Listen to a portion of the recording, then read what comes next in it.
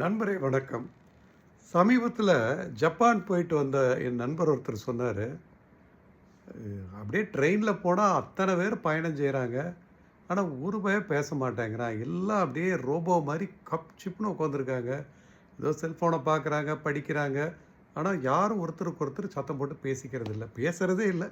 என்னன்னு கேட்டா, மத்தவங்களுக்கு நம்ம பேசினா அது நியூசன்ஸா இருக்கும். அதனால அவ்வளவு எக்ஸ்ட்ரீம் சிவிக் சென்ஸ்ன்னு வச்சுக்கலாம். நம்ம ஊர்ல ஒரு ஃபியூ டேஸ் அகோ ஒரு சினிமா தியேட்டருக்கு போனேன் ரொம்ப நாள் கழிச்சு. உள்ள ஒரு கிரவுட் வருது. ஒரு 20 பசங்க வர்றாங்க.